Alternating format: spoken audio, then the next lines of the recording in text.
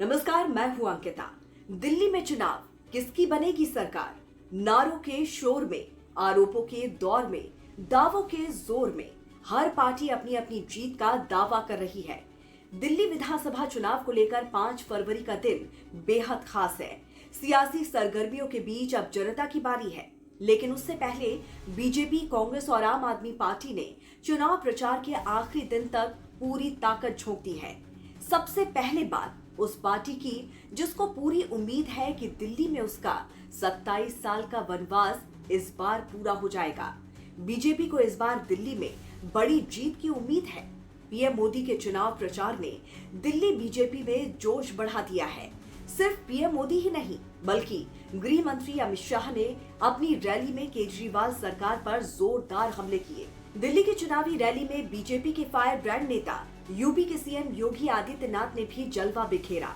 उन्होंने पूर्व मुख्यमंत्री अरविंद केजरीवाल को यमुना में डुबकी लगाने का चैलेंज तक दे डाला। कांग्रेस ने इस बार इंडी ब्लॉक की परवाह न करते हुए दिल्ली सरकार और पूर्व मुख्यमंत्री अरविंद केजरीवाल पर ताबड़तोड़ हमले किए। कांग्रेस को उम्मीद है कि पिछले 10 साल से दिल्ली में काबिज आप की सरकार पर एंटी इनकम्बेंसी का खतरा मंडरा रहा है। ऐसे में कांग्रेस को अपने प्रदर्शन में सुधार की उम्मीद है। तो वहीं अरविंद केजरीवाल जनता के बीच में फ्री बिजली पानी के फॉर्मूले के साथ दम दिखाते नजर आ रहे हैं। दिल्ली में इस बार मुकाबला बेहद कांटे का माना जा रहा है। दिल्ली में महज 70 ही सीटें हैं, इसीलिए किसी भी पार्टी ने एक भी सीट को हल्के में नहीं लिया और हर सीट पर अपनी पूरी ताकत झोंक दी है। दिल्ली में कुछ सीटें ऐसी हैं जो राजनीतिक समीकरणों की वजह से बहुत मायने रखती है। माना जा रहा है कि खुद केजरीवाल की नई दिल्ली सीट फंसती दिख रही है। दरअसल नई दिल्ली सीट विधानसभा की सबसे चर्चित और हाई प्रोफाइल सीट है। दिल्ली के पूर्व सीएम और आम आदमी पार्टी के संयोजक अरविंद केजरीवाल इस सीट से लगातार जीतते आए हैं।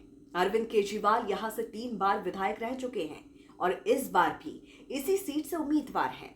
अरविंद केजरीवाल ने जब राजनीति में डेब्यू किया था, तब उन्होंने अपने पहले विधानसभा चुनाव में इसी सीट से दिल्ली की तत्कालीन मुख्यमंत्री शीला दीक्षित को हराया था। लेकिन इस बार उनका सामना दिल्ली के पूर्व मुख्यमंत्री साहिब सिंह वर्मा के बेटे प्रवेश वर्मा और पूर्व मुख्यमंत्री शीला दीक्षित के बेटे संदीप दीक्षित से है। प्रवेश वर्मा बीजेपी उम्मीदवार हैं और संदीप दीक्षित कांग्रेस उम्मीदवार हैं। ऐसे में माना जा रहा है कि इस बार ये सीट केजरीवाल के लिए मुश्किल भरी हो सकती है। तो वहीं दिल्ली सरकार के पूर्व डिप्टी सीएम मनीष सिसोदिया की बात करें तो वो इस बार जंगपुरा सीट से चुनावी मैदान में हैं।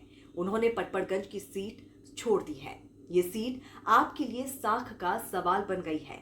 तो वहीं दिल्ली की मौजूदा मुख्यमंत्री आतिशी कालका जी से चुनावी मैदान में है। बीजेपी ने आतिशी को कड़ी टक्कर देने के लिए रमेश बिधूड़ी को मैदान में उतारा है।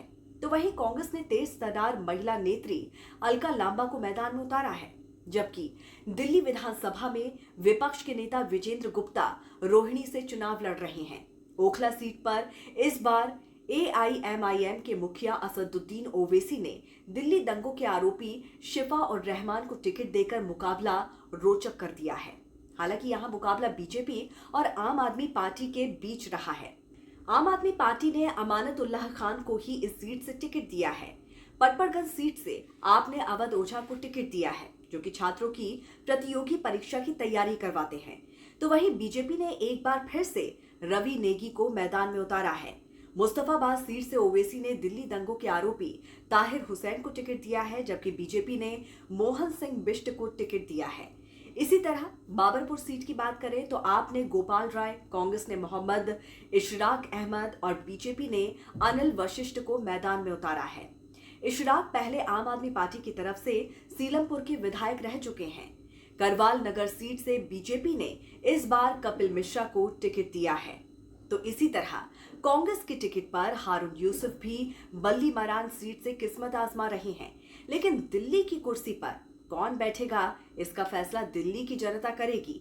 8 फरवरी को दिल्ली चुनाव के नतीजे सामने आ जाएंगे। तो इस पर आपकी क्या राय है, जरूर बताइए। जुड़े रहिए राष्ट्रहित टीवी के साथ। नमस्कार।